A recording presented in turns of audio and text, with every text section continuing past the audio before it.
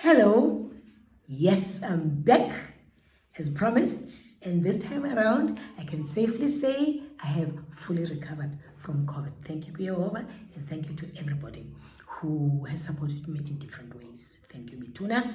Yeah, I'm here to share with you those lessons as I promised. I had many lessons. I had enough time to think, had enough time to reflect, had so much time to understand myself even better, and paradigm shift. I came out a changed person because of those lessons that I want to share with you. I've written them down so that I don't forget them. And my Nubian queen said in the last video, in one of the videos that I posted, she said, same virus, but different experiences. And that's exactly what I discovered.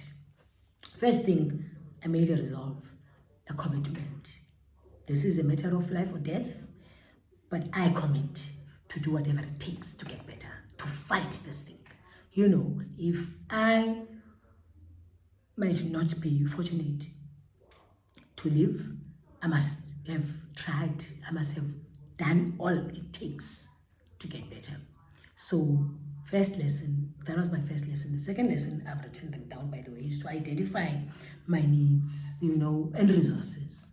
I got to understand that garlic, ginger, turmeric, eucalyptus oil, Vicks, and all those things are not just enough. I got to understand the importance of the sun.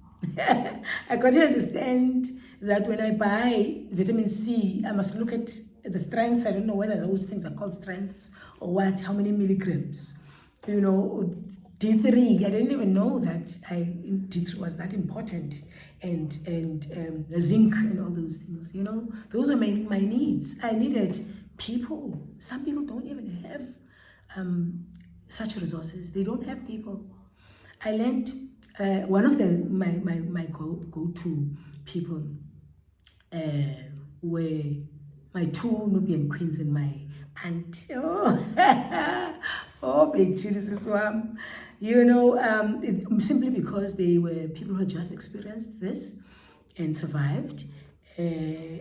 So, yeah, the Xhosa saying, you get advice from the experienced. I did just that. So, they were my first go-to resource. I had friends, family, many people supporting me emotionally daily.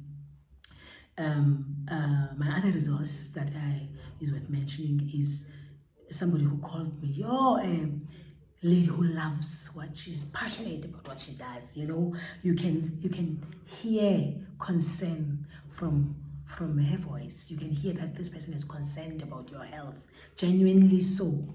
She works for the Doctors Without Boundaries, and so many lessons that she taught me. By the way, we ended up sharing contacts. I don't know how it got to that, but she taught me so many things, including valuing and appreciating what I think is rightfully mine. I think it's my right to have a bathroom and forget that some people have to go outside. Imagine when you have COVID and you have a runny tummy, and how difficult that is. I know that some people go to bed having nothing to eat, but how much more when you have COVID, So I learned to also appreciate the little things that I think are my right. It's very easy to say, I'm working, so I should have these things. And you forget that even having work, being employed is not your right, So I learned those things to appreciate, and I also learned to identify my needs and my resources and appreciate them. Another resource here that is worth mentioning, that one, it takes the cake. It's my highlight. One day I wrote on my WhatsApp status, that I will not be available on the phone, and apparently she must have sensed, my neighbor, she must have sensed Jill, that something is wrong, and then she contacted me. We don't often have conversations, we greet, and all that, but we don't often chat that. If we chat, it's very short chat. I call her my accountability partner. She contacted me, wanted to know what's going on, and I told her I have COVID and what have you, only to find she too had tested positive just recently, I think on the same day. So we started, contacting each other. She sent me a lot of messages that she got from her doctor. We shared a lot of things, even our down days, on days. By the way, things can change quickly when you have COVID. You can feel better today, and tomorrow it's something different, and you wonder, I thought it was getting better, or maybe the next hour, So we shared a lot of things, and I think that's my highlight. Besides all the other people that I will not be able to mention, but that's my second lesson. The third lesson I learned is the importance of stopping to have unrealistic expectations from people.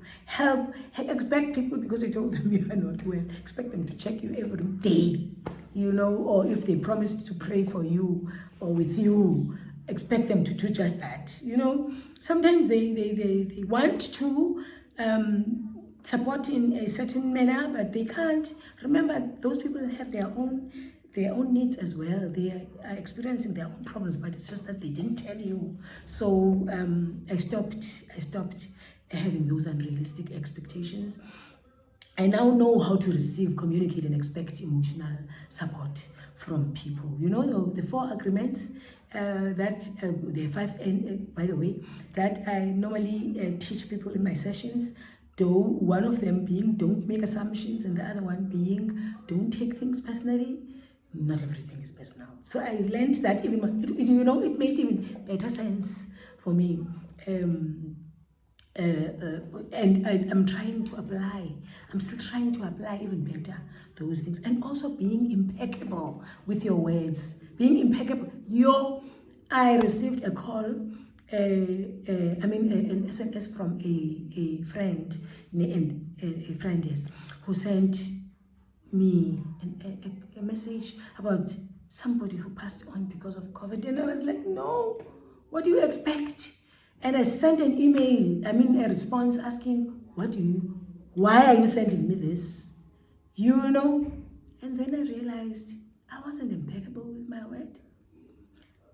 The fact of the matter is, this person has lost somebody and she feels bad. She's hurting. And here I am, worrying about myself only and thinking that it's my right to have someone who will understand and not send me these things. People go through a lot of things. So I had to, learn to be impeccable with my words. I've been applying that for a while, but sometimes we're still getting there, we're still getting there. And I must apologize to her, by the way. I didn't apologize to her for my response. And she was so nice to me. She bought me, I felt like a baby. She bought me stuff and I felt spoiled. Can you understand now? This person has done all these good things and just one thing upsets you. That was unfair of me. I also learned to seek to understand first before being understood. I got upset again every time I learned, by the way, not to expect people to contact me to find out how am I doing, but to also send them and let them know when I'm getting better or feeling better. So every time I talk to this friend, she comes back and tells me about something, about feeling ill or someone who has passed on, or all these negative things. And I'm like, hey man, I've got my things to deal with. And here you are, every time I contact you, you tell me about something that's bothering you. It's not supposed to be about you. It's supposed to be about me. Is that fair? So I learned that I just should understand. I should understand when people are going through their own business as well, and not expect to get emotional support in a particular form or way that's going to please me. But try and understand first. Seek to understand first before wanting to be understood. I made my plans. I started making my plans for future. Yeah, shame. They were worried. My husband didn't even want to talk about it. I said, hey, let's start. Let me re-look at my, let me re-look at my, what's this? My will. So, and I started even reading some of my policies and all that. So it was time for me to think about my future as well, because there might not be a tomorrow for me. Finding a reason to laugh daily is something else that really worked for me.